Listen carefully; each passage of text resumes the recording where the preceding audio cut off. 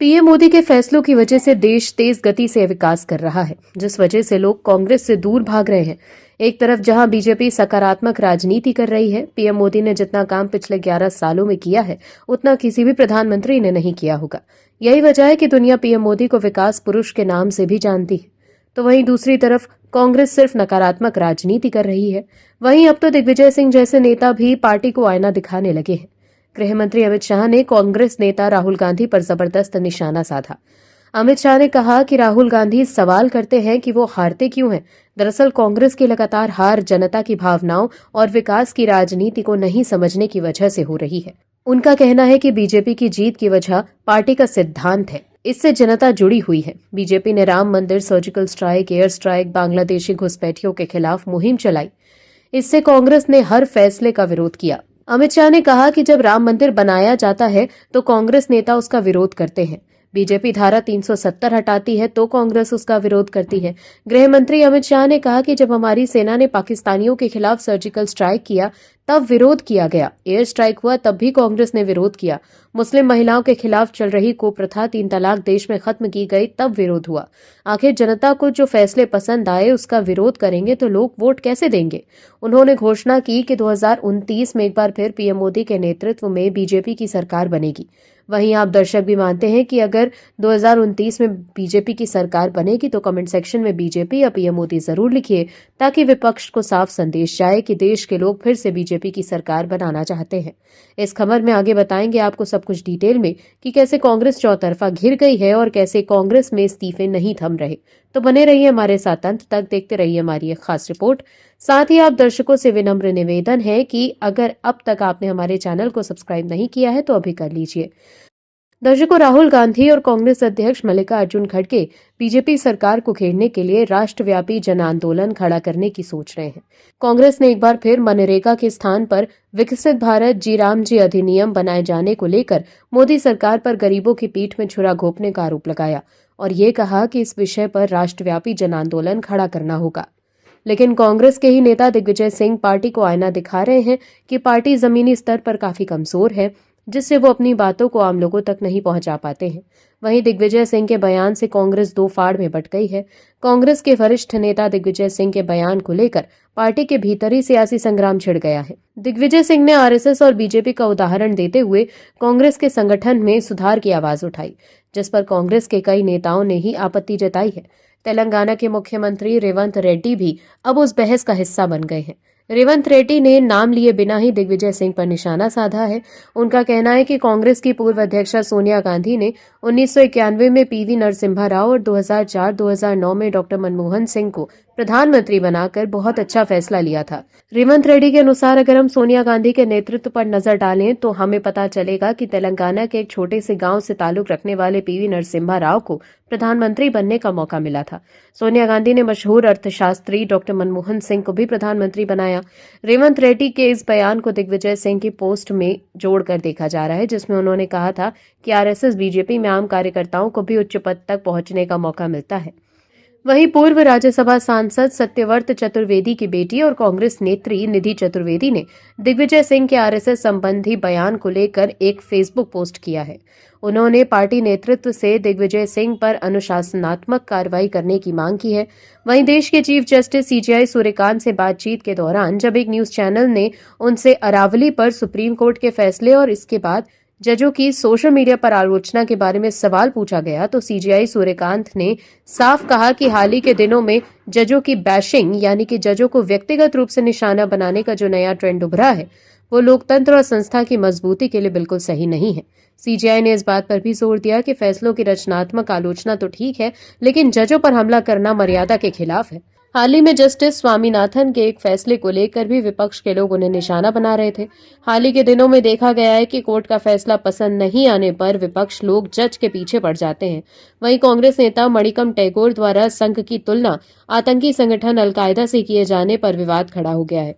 अब आरएसएस नेता ने टैगोर की टिप्पणी पर पलटवार करते हुए ये कहा कि ये कांग्रेस पार्टी की बौद्धिक और मानसिक दिवालेपन को दिखाता है। दर्शकों, सूत्रों के हवाले से एक खबर निकल कर आई है कि कांग्रेस वर्किंग कमेटी की बैठक में शनिवार को राज्यसभा सांसद दिग्विजय सिंह के बयान से माहौल उस वक्त गर्मा गया। जब उन्होंने संगठन की स्थिति और पार्टी के भीतर स्लीपर सेल की मौजूदगी का मुद्दा उठाया। देखिए ये खबर। आज तक ने लिखा है कि पार्टी में काफी सारे स्लीपर सेल एक्टिव हैं। CWC बैठक में दिग्विजय सिंह के बयान से गरमाया माहौल। खबर में आज तक ने लिखा है कि सूत्रों के मुताबिक बैठक में सबसे पहले दिग्विजय सिंह ने अपनी बात रखी। उन्होंने कांग्रेस के भीतर संगठनात्मक कमजोरी को लेकर बयान दिया। दिग्विजय सिंह ने दावा किया कि पार्टी के भीतर काफी सारे स्लीपर सेल एक्टिव हैं, जिन्हें पहचानने की जरूरत है। उनके इस बयान के बाद पार्टी के अंदर और बाहर राजनीति हलचल तेज हो गई। दिग्विजय सिंह ने कहा कि हम आंदोलन और विरोध की बात तो करते हैं, लेकिन जमीन पर इन्हें लागू करने के लिए मजबूत संगठन नहीं है। उन्होंने RSS और कांग्रेस की कार्यशैली के अंतर का जिक्र किया। दिग्विजय सिंह का कहना था कि सत्ताधारी बीजेपी के खिलाफ लड़ाई लड़ने और उसे सत्ता से बेदखल करने के लिए मजबूत संगठन की बेहद जरूरत है। इस पर संगठन महासचिव KC वेणुगोपाल ने टिप्पणी की कि पार्टी संगठन सृजन को लेकर जो काम कर रही है उसे लोग रिट्वीट तक नहीं करते। इस पर प्रतिक्रिया देते हुए दिग्विजय सिंह ने कहा कि कांग्रेस में काफी सारे स्लीपर सेल एक्टिव हैं, जिन्हें आइडेंटिफाई करने की जरूरत है। वहीं CWC की बैठक से पहले दिग्विजय सिंह ने सोशल मीडिया प्लेटफॉर्म X पर PM मोदी की एक पुरानी तस्वीर शेयर की थी, जिसमें उन्होंने बीजेपी और RSS के संगठन की तारीफ की थी, जिसको लेकर काफी बवाल मचा हुआ है। दिग्विजय सिंह सफाई दे रहे हैं कि वो बीजेपी और RSS की विचारधारा के खिलाफ हैं। वो सिर्फ बीजेपी और RSS के संगठन की तारीफ कर रहे हैं। वहीं दिग्विजय सिंह के गृह राज्य मध्य प्रदेश में भी कांग्रेस आंतरिक कलह से जूझ रही है। मध्य प्रदेश कांग्रेस में मीडिया विभाग के पदाधिकारियों में विवाद इतना बढ़ गया कि अध्यक्ष मुकेश नायक ने त्यागपत्र दे दिया। विवाद की वजह नियुक्तियों के संबंध में टैलेंट हंट कार्यक्रम आयोजित करने के लिए मुकेश नायक द्वारा 23 दिसंबर को बनाई गई 11 सदस्यीय कमेटी को विभाग के प्रभारी महासचिव अभय तिवारी द्वारा रद्द करना बताया जा रहा है। अभय तिवारी का तर्क है कि मुकेश नायक ने बिना सक्षम अनुमोदन अधिकार क्षेत्र से बाहर जाकर समिति का गठन किया है। हालांकि मुकेश नायक का त्यागपत्र प्रदेश कांग्रेस अध्यक्ष जीतू पटवारी ने अस्वीकार कर दिया है। वहीं केरल की राजनीति में भी एक बड़ा उलटफेर देखने को मिला है, जहां त्रिशूर जिले की मट्टाथुर पंचायत में कांग्रेस के 8 निर्वाचित सदस्यों ने सामूहिक रूप से इस्तीफा दे दिया। इतना ही नहीं, इन सभी सदस्यों ने परिषद पर अपना नियंत्रण पाने के लिए बीजेपी से गठबंधन भी कर लिया है। वहीं बीजेपी का समर्थन मिलने के बाद कांग्रेस की बागी नेता टेसी जोस अब नई पंचायत की अध्यक्ष बन गई है। वहीं पंजाब में भी कांग्रेस को झटका लगा है। हाल ही में वार्ड नंबर 23 की कांग्रेस महिला पार्षद परमजीत कौर और उनके पति हरपाल मिंटू ने कांग्रेस पार्टी छोड़कर आम आदमी पार्टी का दामन थाम लिया था। वहीं इससे पहले महाराष्ट्र कांग्रेस में प्रज्ञा सातव, जो गांधी परिवार की काफी करीबी मानी जाती थी, उन्होंने भी पार्टी से इस्तीफा देकर बीजेपी का दामन थाम लिया था। इसके अलावा महाराष्ट्र में कांग्रेस के एक और नेता राहुल दिवे ने भी पार्टी से इस्तीफा दे दिया था। उन्होंने कहा था कि पार्टी में अब लोकतंत्र नहीं रह गई है। कुल मिलाकर देखें तो कांग्रेस में इस्तीफों का दौर नहीं थम रहा है। दर्शकों, दिल्ली विधानसभा में शीतकालीन सत्र 5 जनवरी से शुरू होने जा रहा है। ये सत्र दोपहर 2 बजे से पुराना सचिवालय स्थित विधानसभा हॉल में शुरू होगा। इस संबंध में आधिकारिक अधिसूचना जारी कर दी गई है। इस बार के सत्र में कैग रिपोर्ट पर जोरदार हंगामा मच सकता है। खबर के मुताबिक अधिकारियों ने बताया है कि दिल्ली विधानसभा के आगामी शीतकालीन सत्र में CAG की कई रिपोर्ट पेश किए जाने की संभावना है। ये रिपोर्ट्स उस अवधि की है जब दिल्ली में आम आदमी पार्टी सत्ता में थी। प्रस्तुत जानकारी वाली रिपोर्टों में मोहल्ला क्लिनिक शेष महल के जीवनोद्धार और 2022-23 के राज्य वित्तीय संबंधित रिपोर्ट शामिल है। सत्र 5 से 8 जनवरी तक निर्धारित है और इसकी शुरुआत उपराज्यपाल VK सक्सेना के पारंपरिक संबोधन से होगी। एक प्रेस कॉन्फ्रेंस में दिल्ली विधानसभा अध्यक्ष विजेंद्र गुप्ता ने कहा कि शीतकालीन सत्र में महत्वपूर्ण विधायी कार्य किए जाएंगे और सुचारू रूप से कार्य संचालन सुनिश्चित करने के लिए सचिवालय की विभिन्न शाखाओं के समन्वय सहित सभी प्रशासनिक और प्रक्रियात्मक व्यवस्थाओं को अंतिम रूप दे दिया गया है। इस शीतकालीन सत्र में दिल्ली से जुड़े कई महत्वपूर्ण मुद्दों पर चर्चा होने की संभावना है। विधानसभा सत्र के दौरान सरकार और विपक्ष के बीच नीतियों, विकास कार्यों, जनहित के सवालों और प्रशासनिक विषयों पर विचार विमर्श किया जाएगा। साथ ही विभिन्न विधायी प्रस्ताव और अन्य कार्यसूचियां भी सदन के पटल पर आ सकती है। ऐसे में कैग रिपोर्ट जारी होने से अरविंद केजरीवाल की चिंता बढ़ सकती है। वहीं मुंबई में आगामी BMC चुनाव की तैयारियों को तेज करते हुए आम आदमी पार्टी ने एक अनोखा क्राउड सोर्सिंग अभियान शुरू किया है।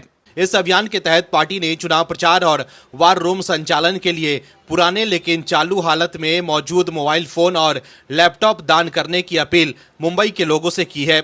आम आदमी पार्टी ने स्पष्ट किया है कि वो बीएमसी के सभी 227 वार्डों में अपने उम्मीदवार मैदान में उतारने जा रही है, जिसके लिए जमीनी स्तर से लेकर डिजिटल स्तर तक मजबूती और प्रभावी चुनावी रणनीति तैयार की जा रही है। आप नेताओं ने कहा है कि पार्टी की राजनीति पूरी तरह से ईमानदारी, पारदर्शिता और स्वच्छ धन पर आधारित है।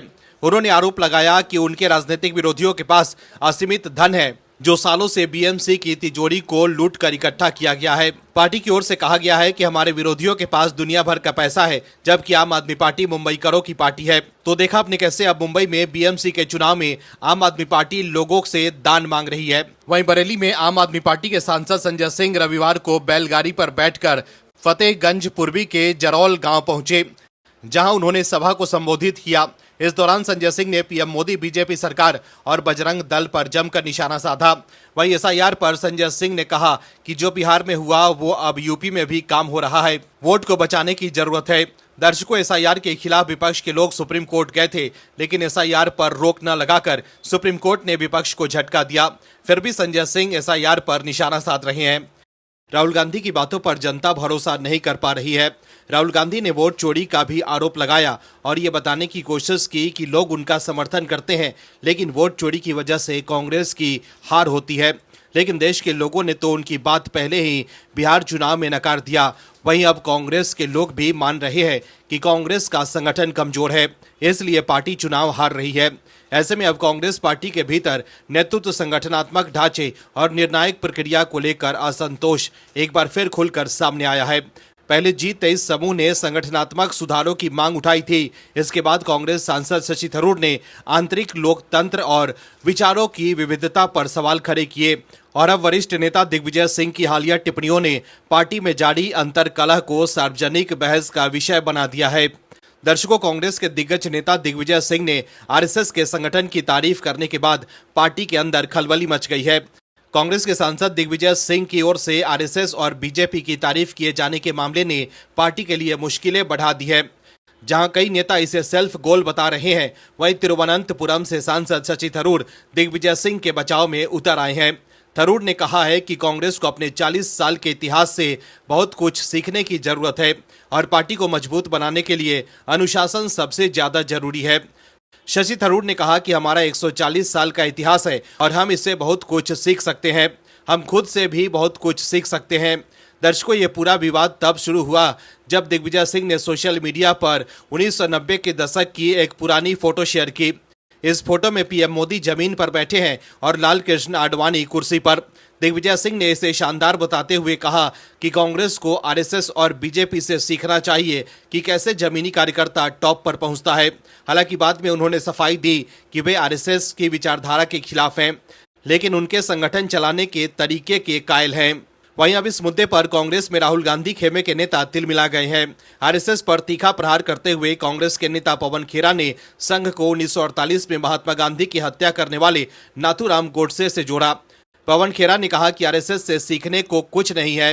गोडसे के कुख्यात संगठन गांधी के बनाए संगठन को क्या सिखा सकता है। वहीं कांग्रेस नेता मनिकम टैगोर ने एक्स पर पोस्ट कर कहा है कि गोडसे के संगठन से नफरत के अलावा और कुछ सीखा नहीं जा सकता। कांग्रेस 140 वर्ष की हो गई है, जो अभी भी युवा है और नफरत के खिलाफ लड़ती है। वहीं न्यूज एजेंसी ANI से बातचीत में टैगोर ने कहा कि आरएसएस नफरत पर आधारित एक संगठन है और ये नफरत फैलाता है। नफरत से कुछ सीखने को नहीं मिलता। वहीं पार्टी प्रवक्ता सुप्रिया श्रीनेत ने कहा है कि बीजेपी उनके बयानों को तोड़ मरोड़ कर पेश कर रही है। हमें आरएसएस से कुछ सीखने की जरूरत नहीं है। हमने ब्रिटिश राज और उनके अन्याय के खिलाफ स्वतंत्रता संग्राम लड़ा। हमने इसे जन आंदोलन में बदल दिया। इसलिए हमें किसी से कुछ सीखने की जरूरत नहीं, बल्कि लोगों को कांग्रेस से सीखना चाहिए। तो देखा आपने कैसे पवन खेरा, सुप्रिया श्रीनेत जैसे राहुल गांधी खेमे के नेता आरएसएस पर निशाना साध रहे हैं और दिग्विजय सिंह के बयान को नकार रहे हैं। वहीं दिग्विजय सिंह और शशि थरूर जैसे कांग्रेस के वरिष्ठ नेता ये कह रहे हैं कि कांग्रेस को आरएसएस और बीजेपी से ये सीखना चाहिए कि कैसे एक जमीनी कार्यकर्ता टॉप तक पहुंचता है। लेकिन दर्शकों, कांग्रेस को तो किसी आम कार्यकर्ताओं को टॉप पर पहुंचाना ही नहीं है, क्योंकि कांग्रेस में टॉप की सीटें तो गांधी परिवार के बच्चों के लिए आरक्षित है। ये आरोप बीजेपी लगाकर हमेशा निशाना साधती रही है। ऐसे में राहुल गांधी के करीबी नेता दिग्विजय सिंह और शशि थरूर के समर्थन में कैसे वो खड़े होंगे। वहीं शशि थरूर ने कथित तौर पर यह कहकर भी पार्टी के अंदर एक विवाद खड़ा कर दिया कि प्रधानमंत्री की हार पर खुश होना भारत की हार का जश्न मनाने जैसा है, क्योंकि कांग्रेस के नेता वी हनुमंत राव ने थरूर के बयान को खारिज किया है। हनुमंत राव ने कहा कि पार्टी इस तरह नहीं सोचती। Bureau report OMH news. आप दर्शकों से विनम्र निवेदन है कि चैनल को सब्सक्राइब जरूर करें